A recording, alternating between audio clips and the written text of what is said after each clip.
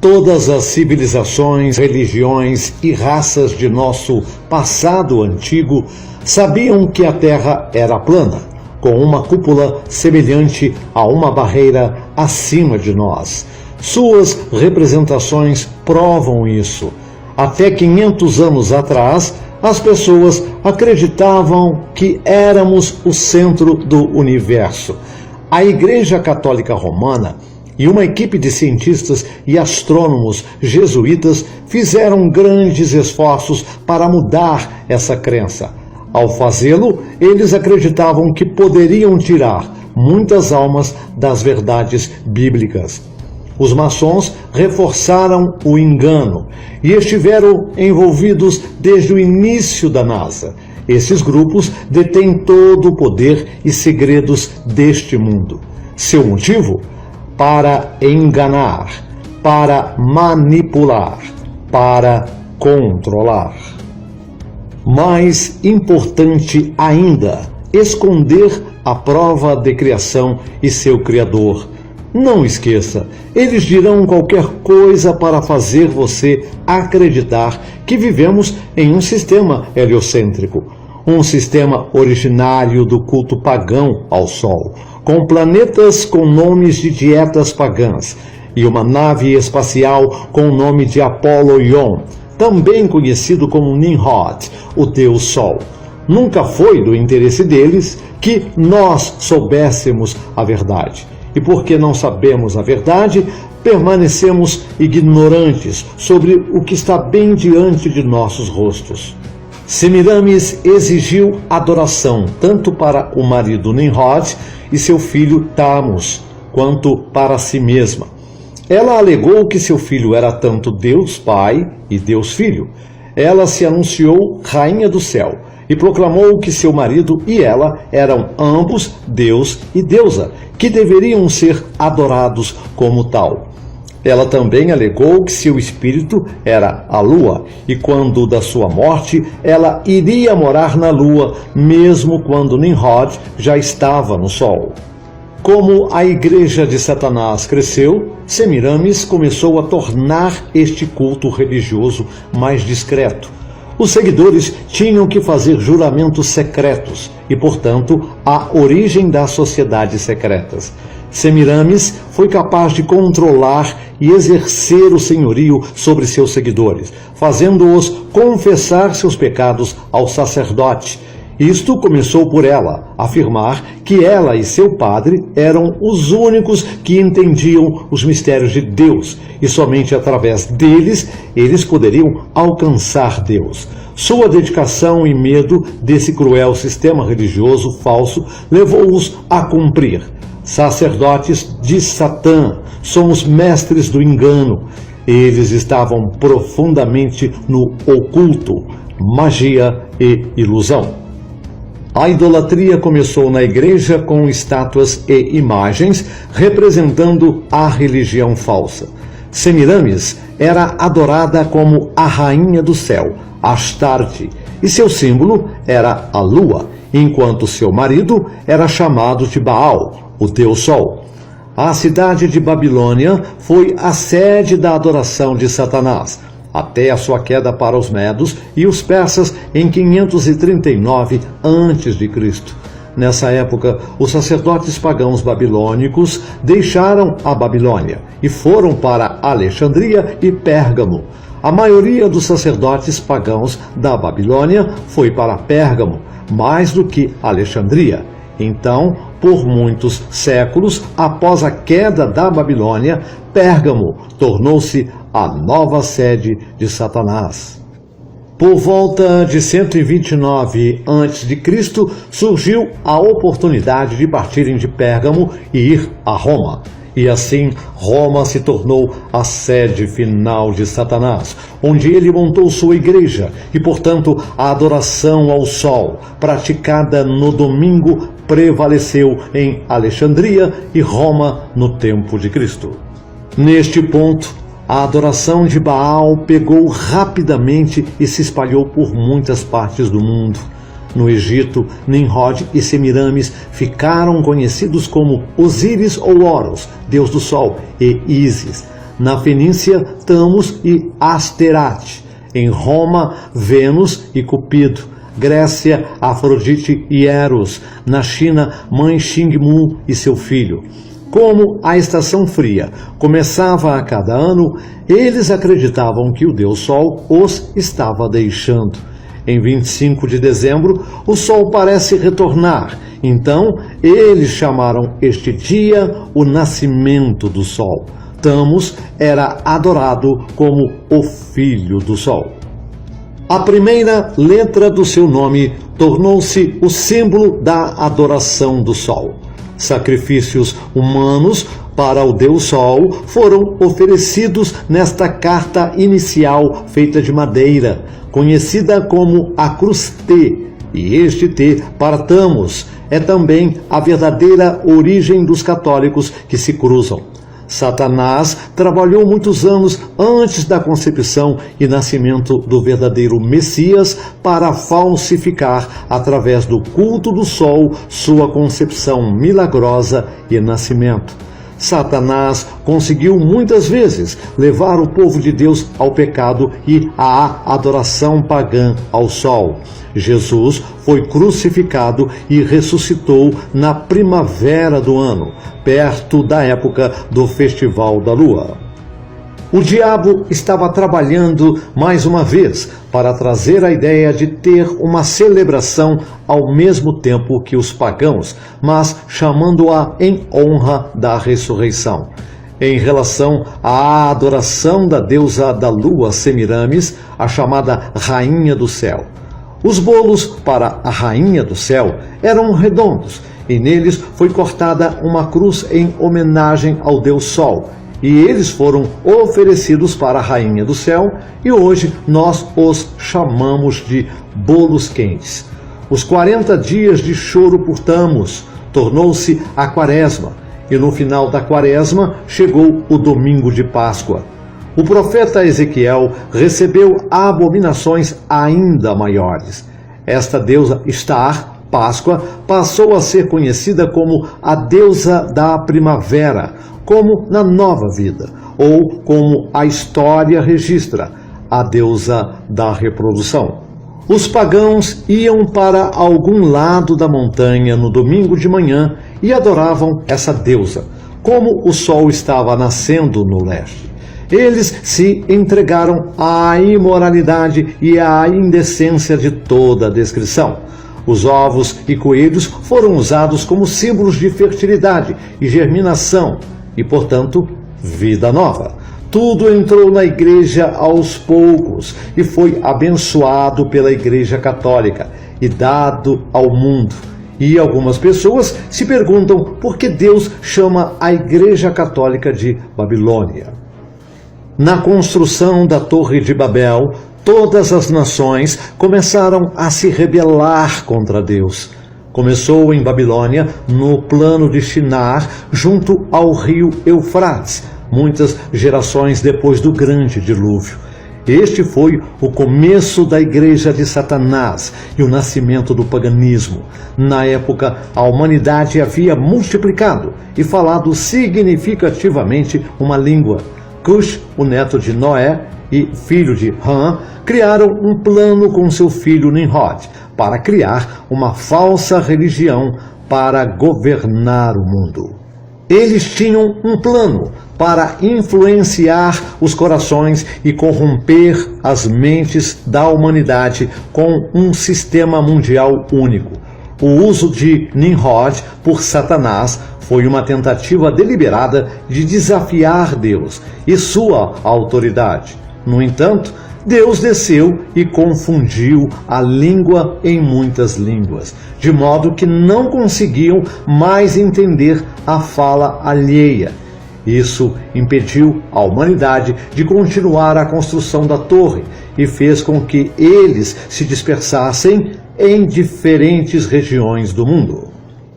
Nimrod se tornou um homem poderoso do pecado, um assassino de homens inocentes e um rebelde diante do Senhor. Ele era o anticristo e imperador da Idade do Bronze. Quando Deus confundiu as línguas na torre, O nome de Nimrod se espalhou pelo mundo, em diferentes dialetos. Ele era um homem com muitos nomes diferentes e uma enorme reputação. Ele passou por esses nomes no mundo antigo: Gilgamesh, Baal, Melkarte, Adonis, Eshmun, Dumuzi, Dionísio, Baco, Órion, Mitra, Apolo, Ra, Tamus e Osíris. Depois que a humanidade se dividiu em diferentes partes do mundo, Nimrod então se casou com sua mãe Semiramis, que era tão perversa e devotada a Satanás quanto seu filho.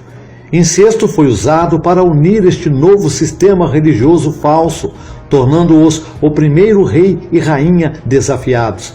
Nimrod e Semiramis seriam muito usados por Satanás para atrair a adoração para longe do verdadeiro Deus do céu e enviar milhões, até bilhões de almas para o inferno.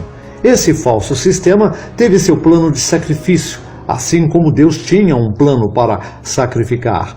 Contudo, a adoração pagã dos satânicos exigia o sacrifício dos seres humanos frequentemente, os filhos e filhas dos adoradores. Um falso dia sagrado foi instituído em honra do Deus Sol, no dia do Sol. E isso foi planejado por Satanás para roubar a autoridade de Deus como o Criador do universo e seu santo dia de adoração, o sábado.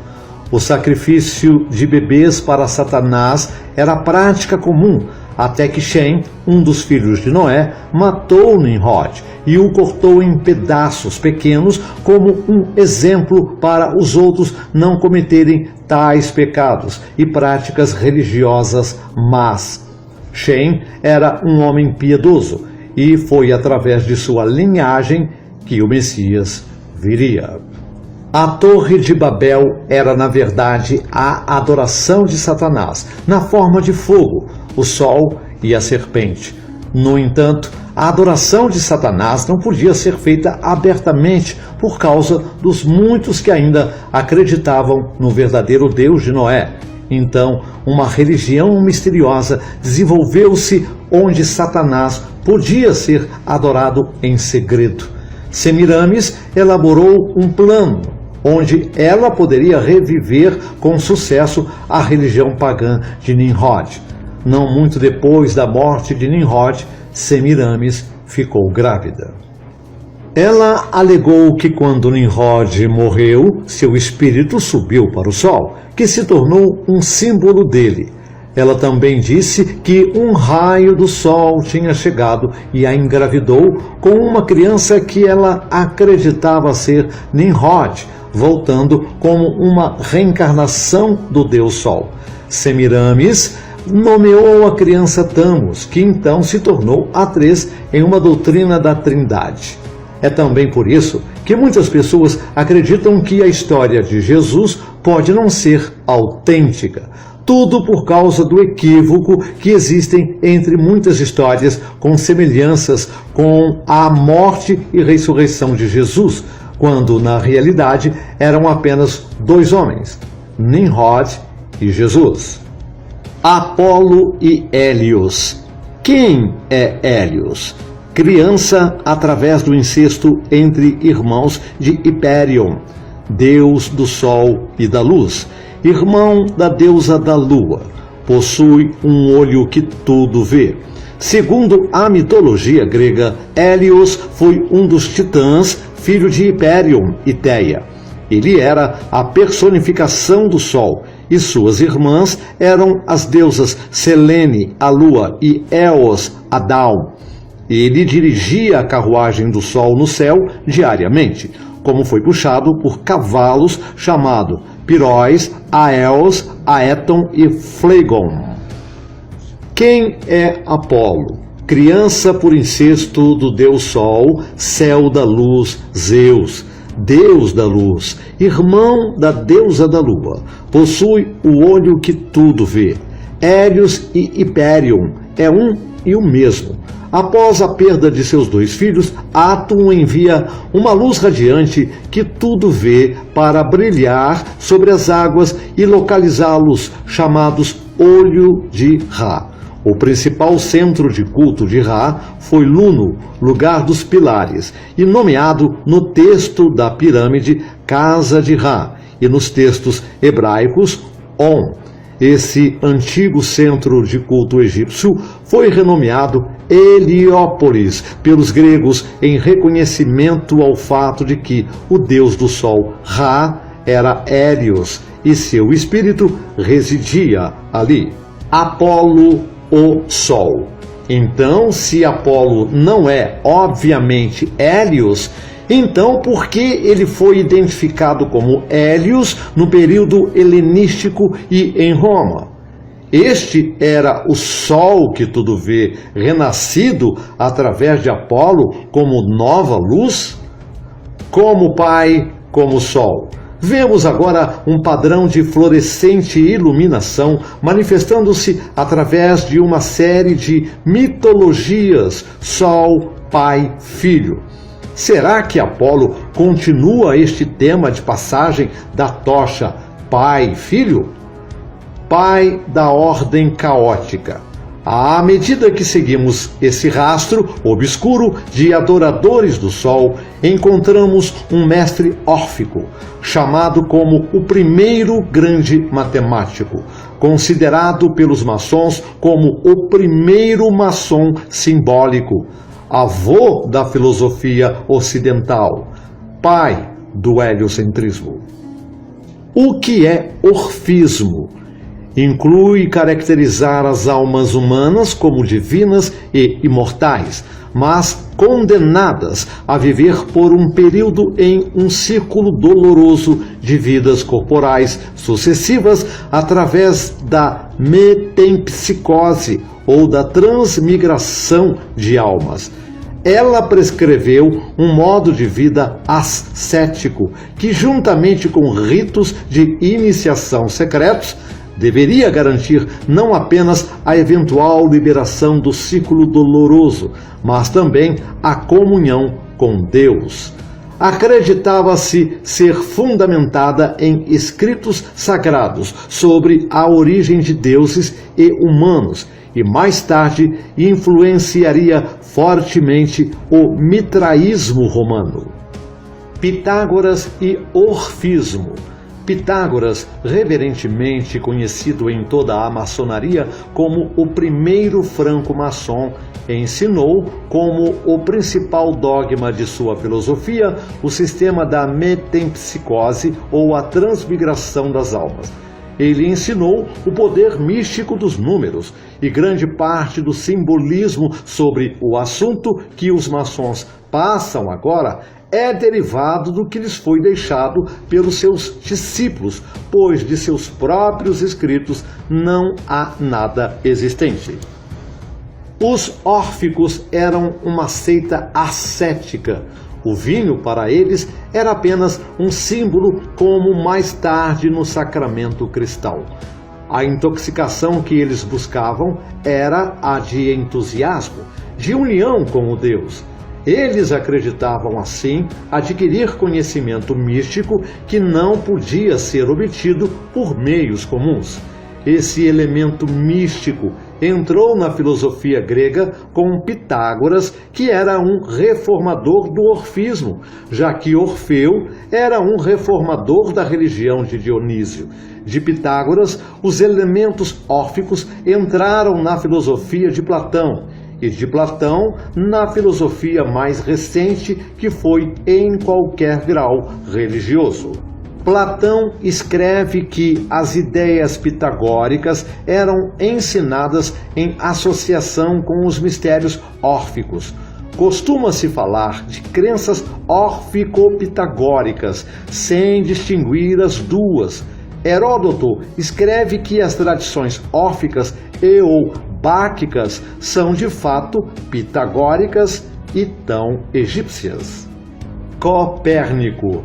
muito influenciado pela teoria pitagórica e pela filosofia anti-Deus de Pietro Pomponazzi, o jesuíta Nicolas Copérnicos graduou-se em medicina e direito eclesiástico e, enquanto prosseguia seus estudos de astronomia, optou por derreter suas crenças na astrologia, coleção de sistemas pseudocientíficos de adivinhação baseados na premissa de que existe uma relação entre fenômenos astronômicos e eventos no mundo humano. Seu modelo heliocêntrico não é mais aceito. Galileu. Conhecido como o pai da ciência moderna, Galileu era um astrônomo, mestre e inventor do telescópio. Galileu era um ávido astrólogo e místico. Ele também praticava alquimia e estudava o mundo espiritual.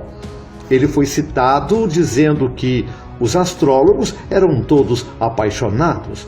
No entanto, ele secretamente conduziu leituras de horóscopos para os ricos e ensinou astrologia em particular durante grande parte de sua vida, até que ele foi colocado em prisão domiciliar por heresia.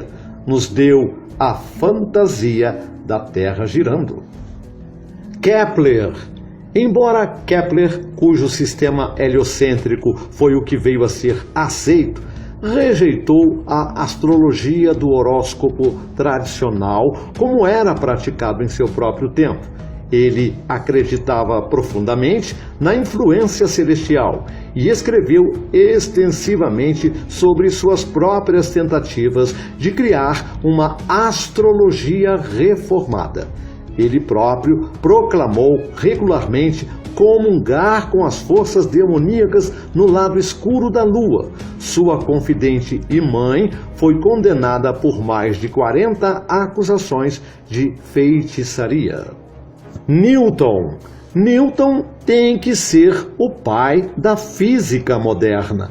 Mas a parte interessante é que Newton, apesar de responsável pela força mágica chamada gravidade, precisava explicar a física da Terra, gastando mais tempo na alquimia do que na ciência.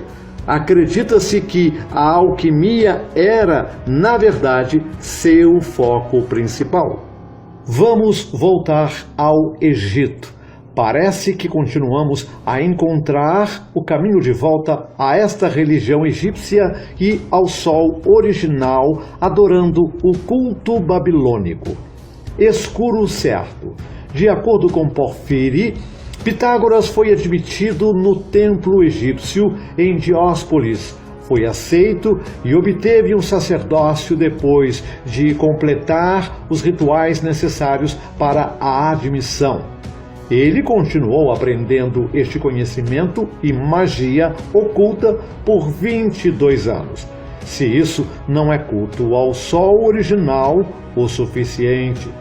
Lambritius escreveu que quando Pitágoras foi preso na Babilônia por volta de 500 anos antes de Cristo, ele alegremente associado com o Magoi, e foi instruído em seus ritos sagrados e aprendeu sobre uma mística adoração dos deuses. Ele também alcançou apogeu perfeição em aritmética e música e as outras ciências matemáticas ensinadas pelos babilônios. Influência antiga. O historiador Alfred Possamentier escreve: o teorema de Pitágoras era conhecido muito antes de Pitágoras. George G.M. James escreve: Pitágoras viajou para o Egito e lhe foi ensinado geometria pelos sacerdotes egípcios. Temos as declarações de Plutarco, Demétrio e Antístenes de que Pitágoras fundou a ciência da matemática entre os gregos e que ele sacrificou para as musas quando os sacerdotes egípcios lhe explicaram as propriedades do triângulo retângulo. Mestre das estrelas, Pitágoras tornou-se um grão-mestre da ordem dos magos, núcleo da religião dos antigos caldeus, magos ou homens sábios da Bíblia, Shachan em hebraico, uma das organizações espirituais mais antigas que já existiu, uma das mais exclusivas escolas de mistério, onde ele era um mestre da astrologia. Após seu retorno ao Mediterrâneo, Pitágoras fundou o pitagorismo, um movimento religioso no qual a educação e a matemática, a ciência, a música e a religião estavam perfeitamente unificadas sob os 9 templos das artes e das ciências. Os seguidores mais cultos, jurados ao sigilo de seus ensinamentos esotéricos e espirituais, eram chamados esoterici. Girando os cosmos, usando seu agora profundo e antigo conhecimento e domínio da matemática, astrologia, misticismo, magia e outros princípios antigos, Pitágoras desenvolveu uma cosmologia bastante sofisticada. Ele e seus seguidores descreveram a Terra como perfeitamente esférica e que corpos celestes, da mesma forma perfeitos, moviam-se como a Terra em torno de um fogo central, o Deus Sol. Resumindo, o heliocentrismo tem suas origens nas escolas dos mistérios da Babilônia, não em fatos científicos. Mas isso o professor de ciência nunca ensinou.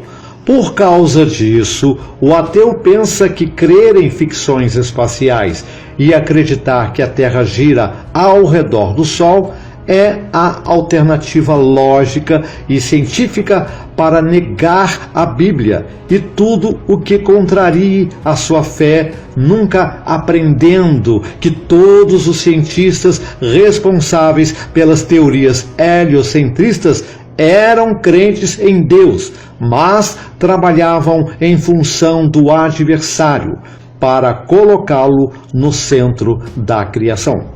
Mas isso não aparece nas revistas sobre o espaço.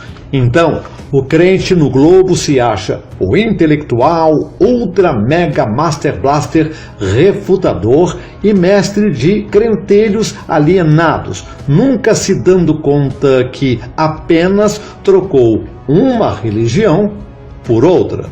A astronomia teórica é para quem se acha intelectual demais para cair no papo de astrólogos, e a astrologia é para quem se acha iluminado demais para admitir que está adorando o Deus Sol, Lúcifer, e seus anjos caídos, estrelas.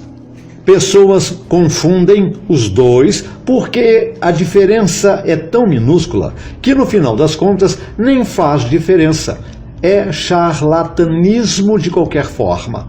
Você imagina que depois de milhares de anos, a ciência deixaria de usar termos de mitologia grega e romana e adotaria nomes mais científicos, mas não fazem isso, porque o sistema heliocentrista é 100% baseado em ocultismo.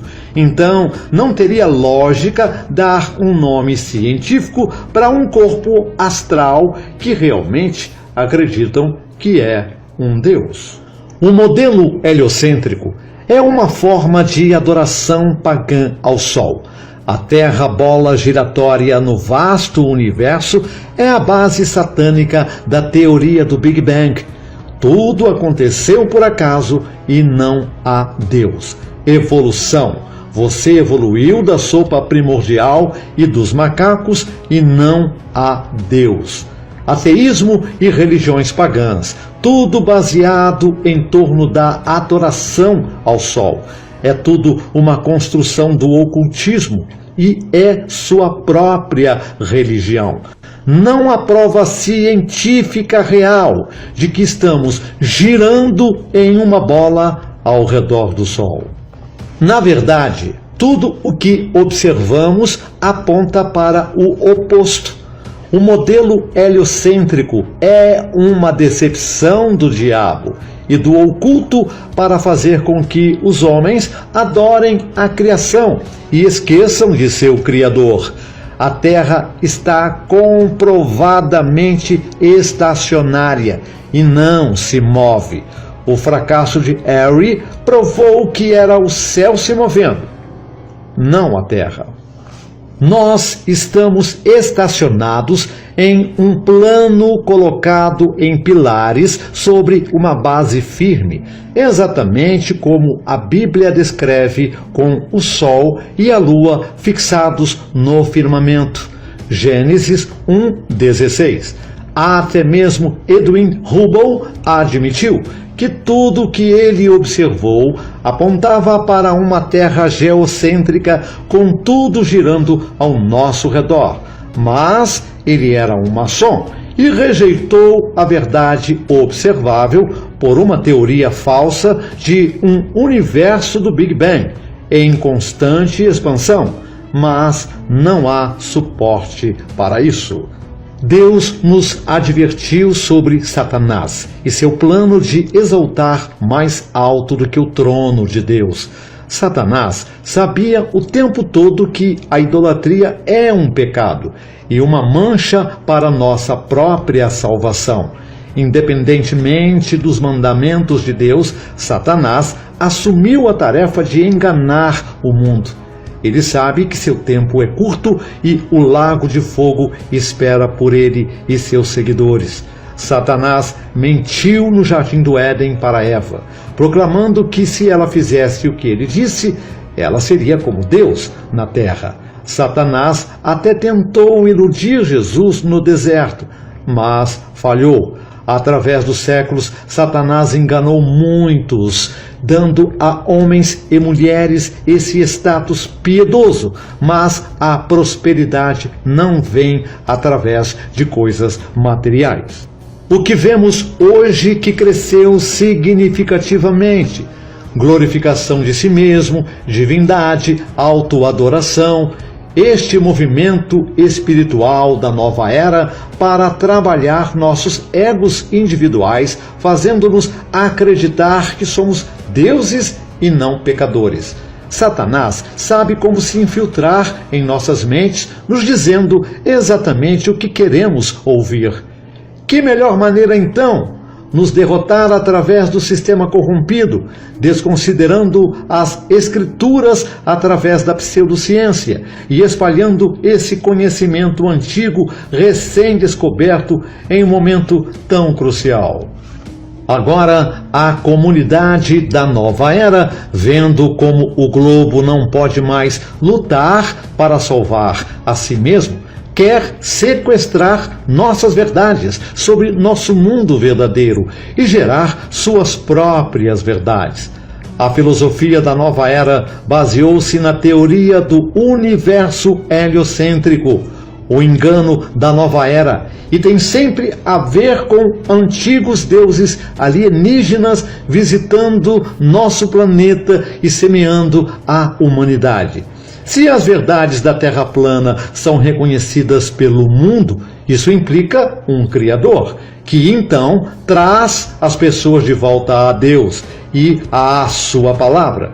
E, eventualmente, alguém vai descobrir que esses alienígenas são, na verdade, demônios, anjos caídos e gigantes do velho mundo. Esse tempo todo nós fomos jogados em uma armadilha quando a palavra de Deus nunca mudou. Eles não querem que você saiba disso. Nós não somos deuses. Essa é a mentira de Satanás. Se você preferir acreditar nisso, então você não reconhece qual é a verdade. Eles tomam algumas verdades e as misturam com mentiras. É assim que atraem você. Todos os deuses do nosso passado antigo não tinham poder sobre o único Deus verdadeiro. Uma chave para entender Por quanto tempo o mito de um universo global, heliocêntrico e agnóstico foi perpetuado sobre todos? É entender por quanto tempo o Vaticano está envolvido com a observação dos céus até Copérnico, que se tornou católico, foi padre nos últimos anos de sua vida e estudou a lei do canhão. Através da posse de todas as informações vindas dos céus, junto com a NASA, eles foram capazes de orientar e controlar as narrativas que todos nós aprendemos sobre o que é que, na verdade, está acontecendo em nosso universo. Essas narrativas incluem histórias controladas de oposição de avanços científicos de Copérnico, Newton, Kepler e Galileu, que tiveram suas descobertas examinadas pela Royal Society da Inglaterra, que validou a teoria científica no século XIX, assim como o Vaticano. O Vaticano também possui a maioria dos primeiros livros da antiguidade sobre astronomia, além de possuir a maioria das patentes de observatórios celestes. Estranho para uma organização que foi inflexível de um universo geocêntrico. Por que eles montaram os primeiros observatórios no final da Idade das Trevas, que continua até hoje, cerca de 500 anos depois, se eles estivessem tão decididos a manter que a Terra era o centro do universo? Eles, supostamente, crucificaram e queimaram os hereges da estaca como Bruno e exilaram Galileu por tentarem provar que o Sol era o centro do nosso sistema solar, não a Terra. A história diz que Copérnico esperou até em seu leito de morte antes de publicar o trabalho que mudou tudo o que sabíamos sobre a nossa relação com o universo, sobre as revoluções das esferas celestes. Porque eles seriam os primeiros a construir telescópios para olhar para o espaço e continuar até hoje. Porque quando foi preciso, até 1992, para o Vaticano perdoar Galileu?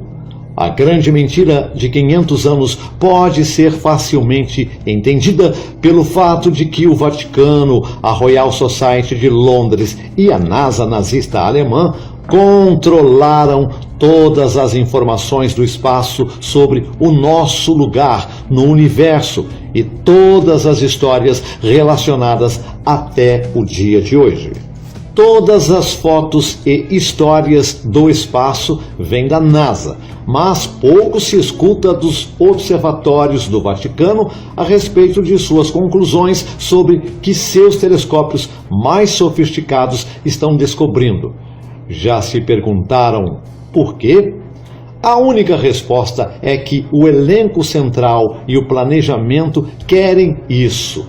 Na época exata em que a ciência supostamente substituía os ensinamentos do Vaticano de que a Terra era o centro do universo e do sistema solar, a Igreja Católica Romana planejava construir os primeiros grandes observatórios dos céus.